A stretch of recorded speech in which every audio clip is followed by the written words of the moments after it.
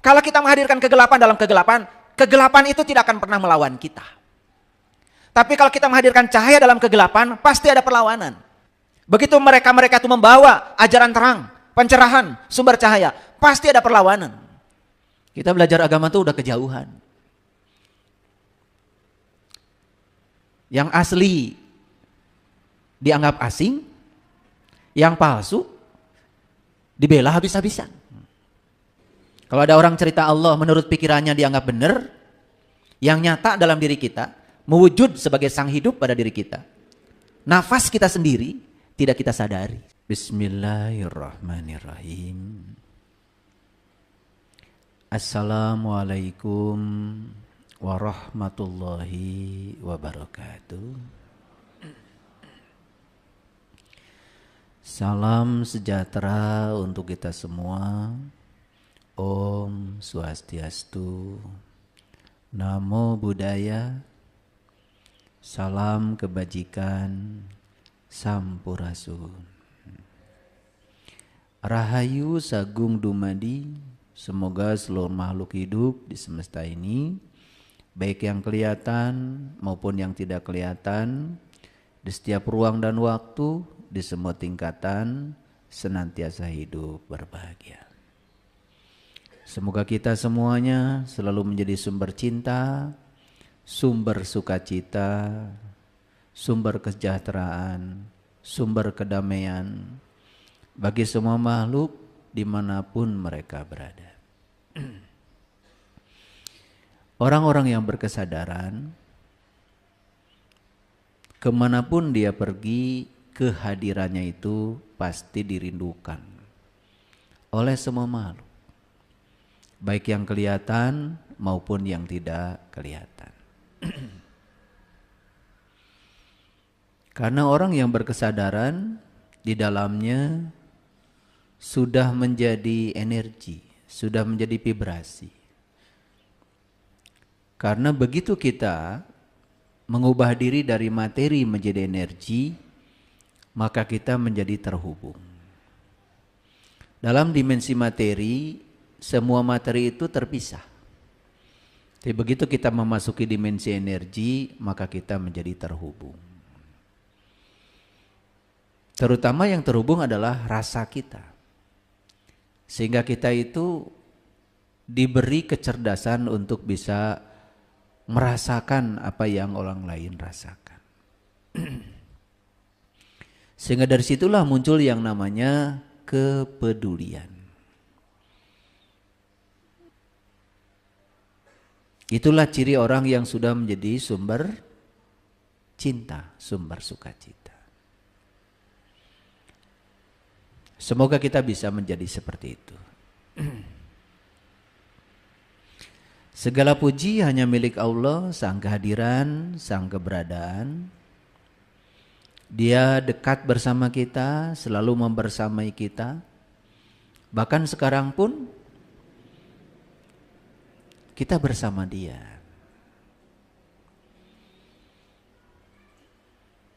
Saking pedulinya Allah kepada kita itu, sampai Allah itu gak pernah tidur.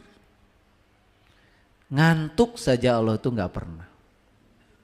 Jadi Allah itu selalu waspada, memenuhi kebutuhan seluruh makhluknya.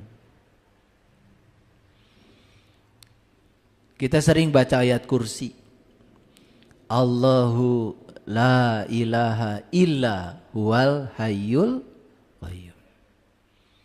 Allah, tidak ada Tuhan selain Dia yang senantiasa berdiri tegak, berdiri sendiri tanpa bergantung pada siapapun. La ta'khuduhu sinnatu wala naum. Dia tidak pernah tidur, tidak pernah ngantuk. Coba. Ketika kita tidur, mata tidur. Telinga tidur. Mulut tidur. Seluruh anggota tubuh kita tidur. Hanya satu yang gak ikut tidur. Nafas.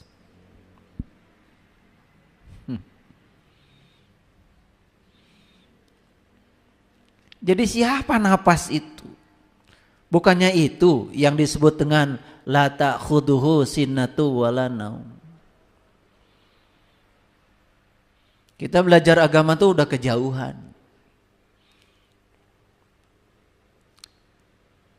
Yang asli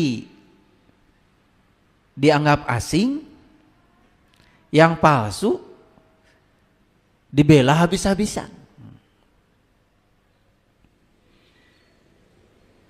Kalau ada orang cerita Allah menurut pikirannya dianggap benar, yang nyata dalam diri kita mewujud sebagai sang hidup pada diri kita. Nafas kita sendiri tidak kita sadari. Ada sahabat kita WA sama saya. Ayah, alhamdulillah rumah saya sudah diambil sama bank. Ya saya bilang syukurlah. Lepaskan saja. Kan bank tidak ngambil napasmu toh? Nah kalau bank ngambil napasmu, saya yang akan turun. Tapi kalau bank cuma ngambil hartamu karena ada urusan, udah nggak usah dipikirkan. Saya pastikan, kamu sekarang masih bernapas? Masih ya. Ya udah. Orang bisa beli rumah sakit, tapi tidak akan bisa beli nafas. Nah, yang jadi masalah kita adalah sang hidup masih bersama kita, dia yang tak terbatas masih bersama kita, kehilangan harta di luar itu dianggap sebagai akhir dari segalanya. Padahal sepanjang kita masih bernafas, tenang aja, kan masih hidup. Sepanjang kita masih hidup, percaya. Berarti Allah akan menggunakan kita sebagai kepanjangan tangannya. Berarti Allah masih membutuhkan kita dalam kehidupan ini. Itu saja. Masih bernapas enggak sekarang? Ya alhamdulillah. Tidak ada harta yang lebih tinggi daripada nafas. Coba kalau napas kita ikut tidur gimana tuh? 5 menit aja ikut tidur. Udah gak ada di sini lagi. Apa yang disebut milik kita itu gak ada lagi. Karena kita diakui ketika mengatakan ini milik saya, ini punya saya, ketika napas masih ada pada diri saya. Paham? Oleh karena itu, mari kita bersyukur hari ini sang hidup masih mengamanahkan kehidupan kepada kita. Yuk kita puji Allah bersama-sama membaca hamdalah. Alhamdulillahirabbil alamin. Mari kita awali kajian kita hari ini bersama-sama memohon ridho dan berkahnya seraya membaca basmalah. Bismillahirrahmanirrahim. Ya, seperti biasa, ini karena ditanya sebetulnya saya itu oleh tim, ayah, kajian besok judulnya apa?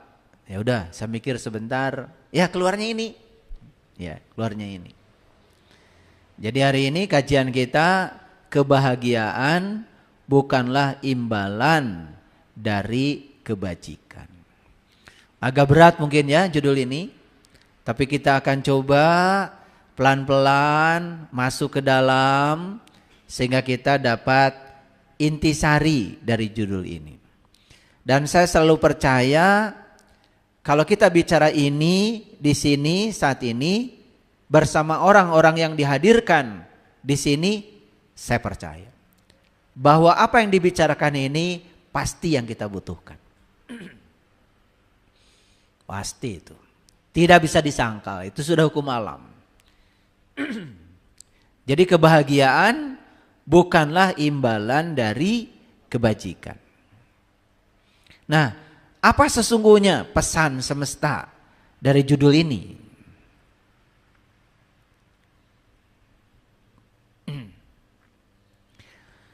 Pasti semua orang ingin bahagia, bukan? Dan semua orang yang ingin bahagia pasti belum bahagia, bukan? Ngerti? Coba acungkan tangan siapa yang ingin bahagia, acungkan tangan. Semua yang acungkan tangan itu belum bahagia.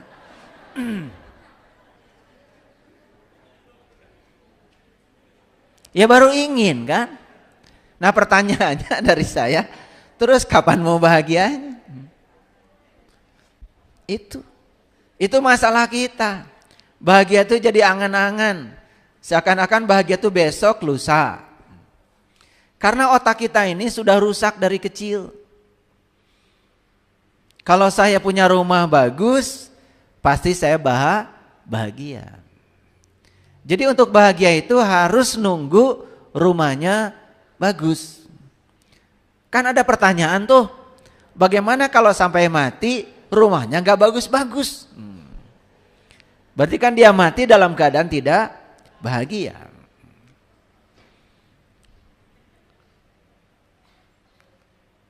Makanya kalau ditanya itu, mikir dulu. Nah karena kita ini selama ini jadi orang lain, tidak menjadi diri sendiri. Nah oleh karena itu semoga kajian ini akan membuat kita menjadi sadar.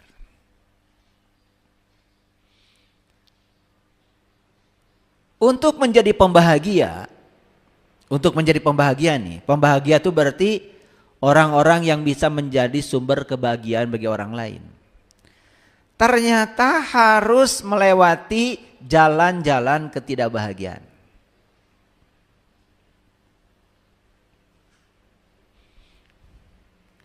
Saya tanya sekarang, awas jangan kejebak lagi. Siapa yang mau menjadi pembahagia? Acungkan tangan. Acungkan tangan. Ini baru bagus nih ya. Berarti orang yang acungkan tangan ini para pemberani. Orang-orang yang ingin menjadi pembahagia.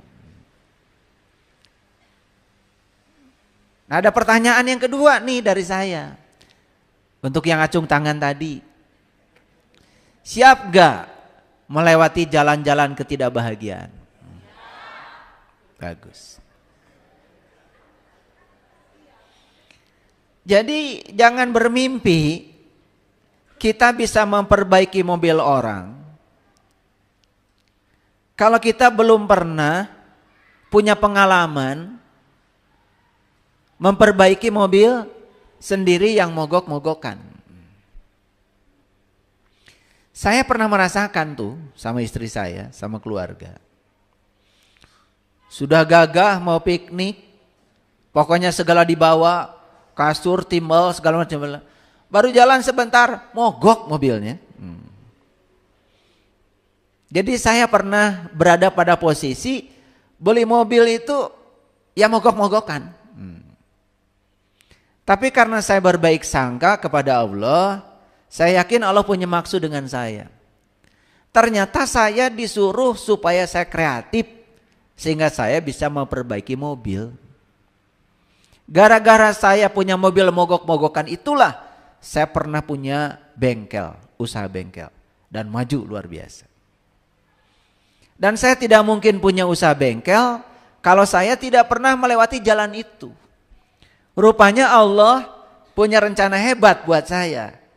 Saya tidak beri kemampuan membeli mobil baru, mobilnya bekas terus, bekas orang pada saat itu. Ternyata Allah punya rencana yang hebat buat saya. Saya disuruh punya usaha bengkel. Jadi kalau yang sekarang nih rumah tangganya berantem terus, berbaik sangka aja. Siapa tahu sedang dipersiapkan Allah untuk menjadi konsultan rumah tangga.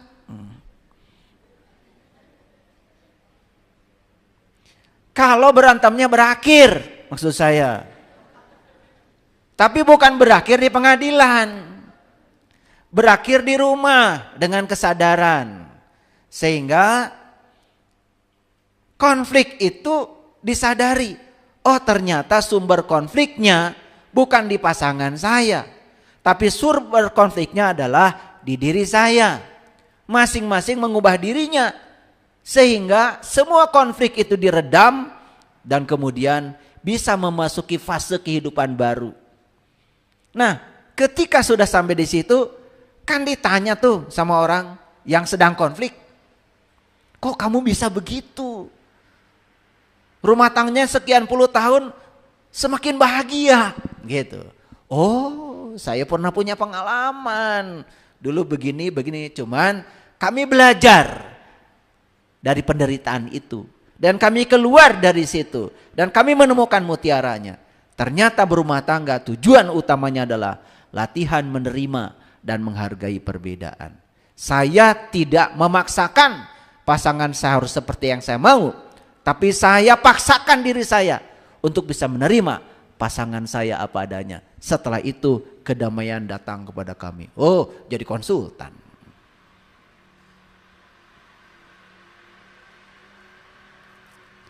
Jadi tidak ada yang buruk dalam kehidupan ini. Tidak ada yang buruk. Yang buruk itu pikiran kita. Penilaian pikiran kita.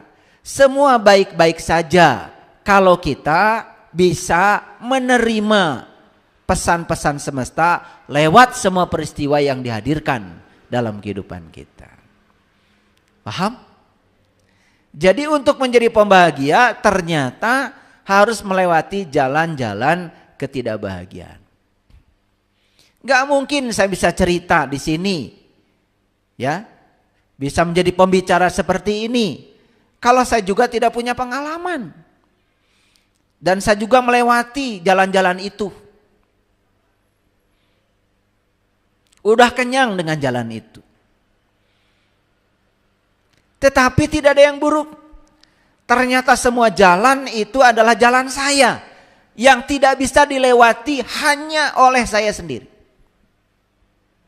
Makanya jangan meniru-niru jalan orang lain. Ya jalan orang lain buat orang lain. Karena setiap kita itu sudah disediakan jalan sendiri. Itu jalan terbaik yang disediakan semesta buat kita.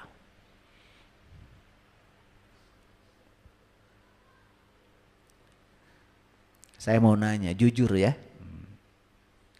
Pernah ada nggak siang-siang gini menyalakan lampu? Ada? Di luar tuh terang. Sudah terang, nyalakan lampu. Ada nggak? Paling juga dianggap ada masalah ini orang kayaknya. Siang-siang matahari terang menyalakan lampu. Karena lampu itu tidak dibutuhkan dalam terang. Lampu itu dibutuhkan keberadaannya ketika ada kegelapan.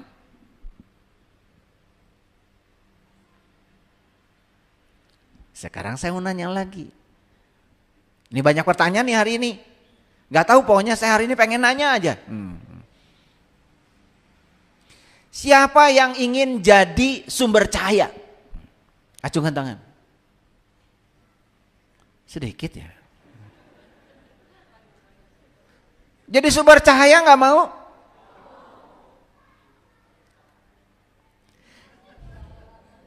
Sumber cahaya itu tidak akan pernah ditempatkan di tempat yang bercahaya. Siap gak? Makanya begitu kalian ingin hijrah dari kegelapan kepada cahaya, ingin mengubah kehidupan, gak gratis. Kiri kanan pasti banyak yang negatif. Kalau kita menghadirkan kegelapan dalam kegelapan, kegelapan itu tidak akan pernah melawan kita. Tapi kalau kita menghadirkan cahaya dalam kegelapan, pasti ada perlawanan. Ternyata ingin jadi orang baik itu tidak gratis. Akan dihadirkan orang-orang yang tidak baik untuk menguji tekad kita. Apa sungguh-sungguh kita ingin menjadi orang baik.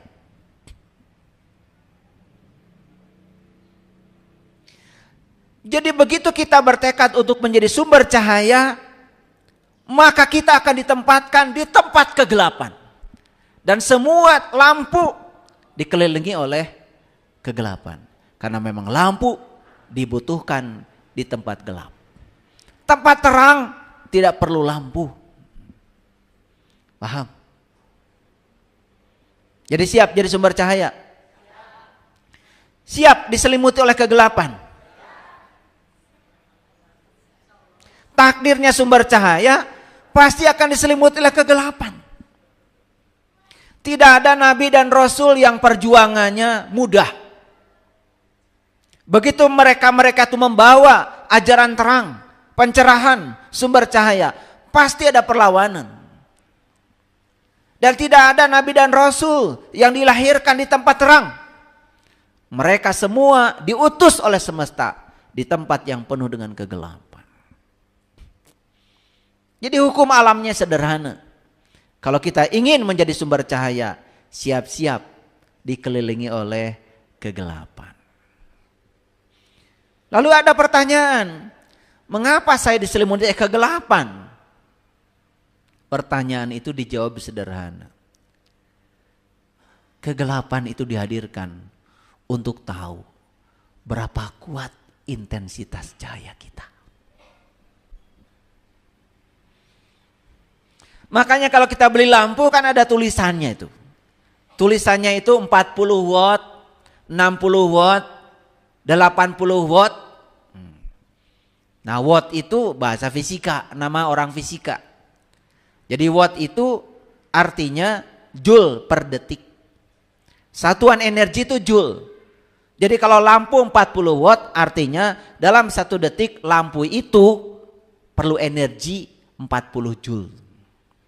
Kalau lampu 80 watt sama 1 detik. Dalam 1 detik perlu energi 80 joule. Semakin besar wattnya semakin besar energi listrik yang dibutuhkan. Tetapi semakin besar intensitas cahaya yang dipancarkan. Jadi jangan sok-sokan ya. Baru 5 watt. Tiba-tiba ingin menerangi alam semesta. Ini kan banyak yang lucu ya. Dirinya sendiri masih gelap, sok-sokan ingin menjadi penerang bagi alam semesta. Alam semesta yang luas ini sebetulnya aslinya adalah gelap. Matahari yang menyinari alam semesta ini, matahari itu tidak bisa menyinari seluruh alam semesta yang gelap. Matahari itu hanya bisa menyinari bumi kita. Matahari saja besarnya itu 1.000.000 kali bumi kita. Jadi kalau bumi kita ini ya dilipat gandakan ya, bumi kita ini ya akan menjadi matahari kalau sudah 1.000.000 kali. Jadi bumi kita ini hanya 1/1.000.000 dari matahari.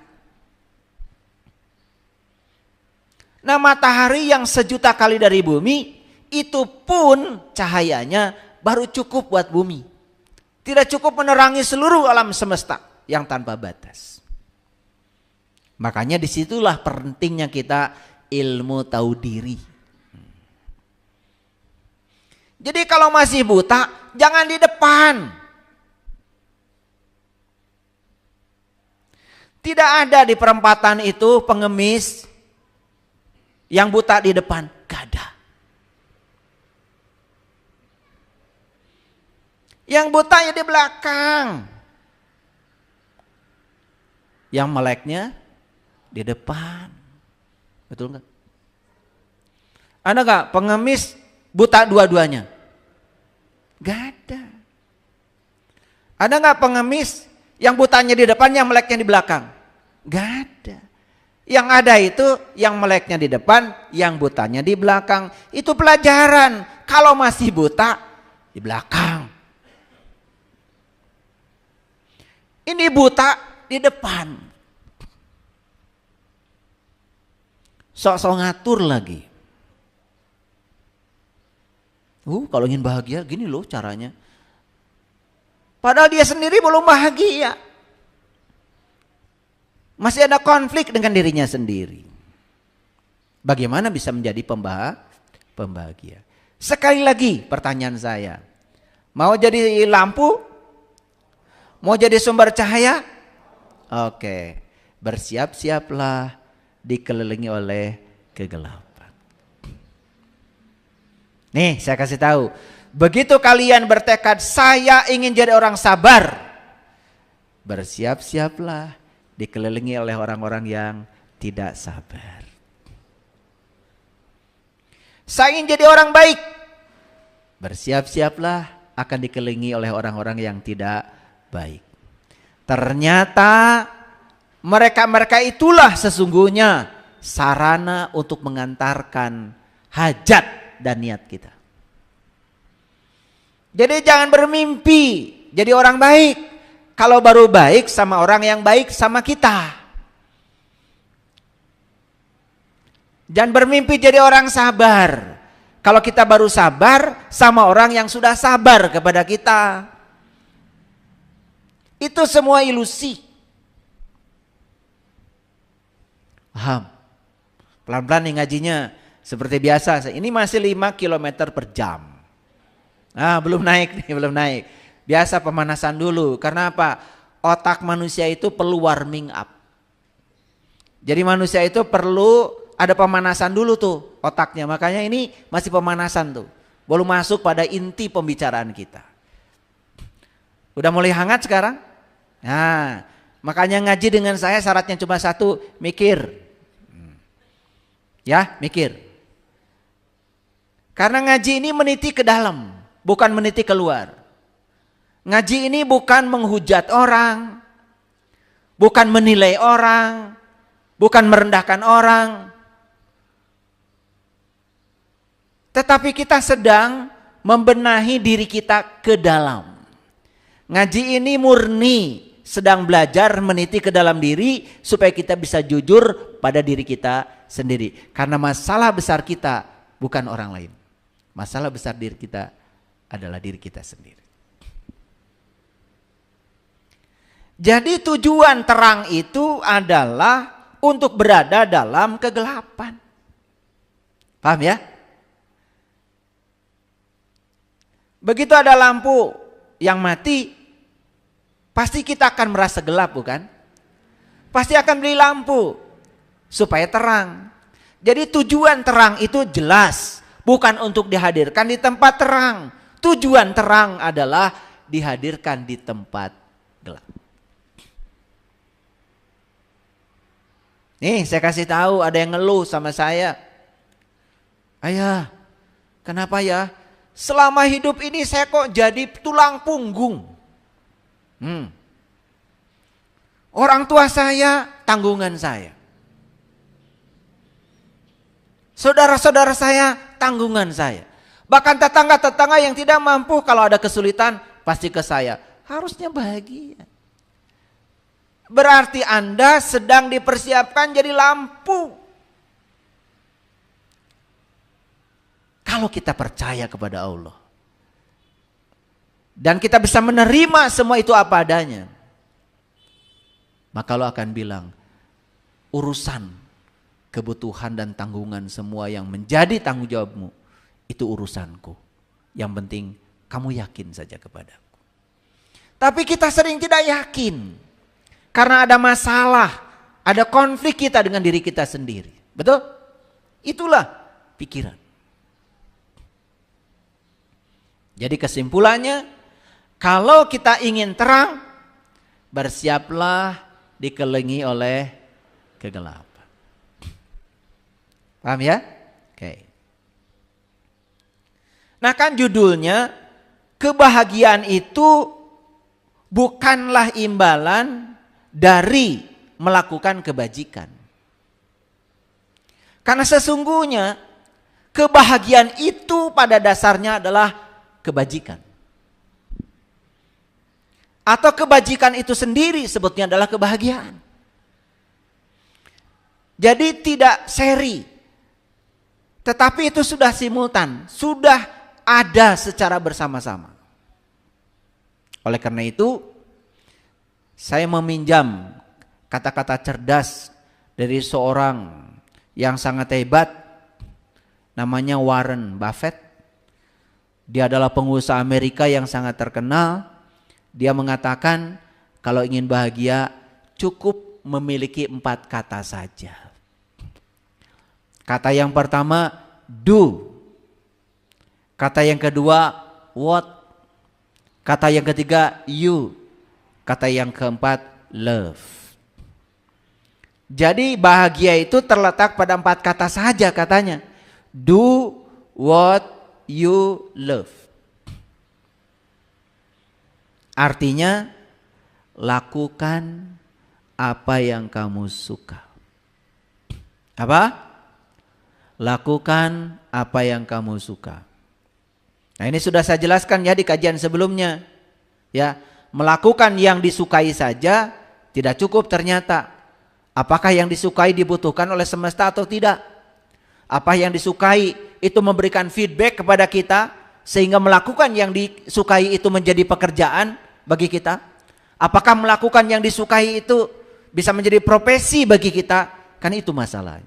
Yang saya maksud adalah do what you love dalam konteks passionnya ada, missionnya ada, kemudian vocationnya ada, kemudian professionnya ada. Kita melakukan yang kita sukai dan ternyata yang kita sukai dibutuhkan banyak orang. Bagus. Ternyata yang kita sukai membuat kita punya pekerjaan. Bagus. Karena ada feedback di situ.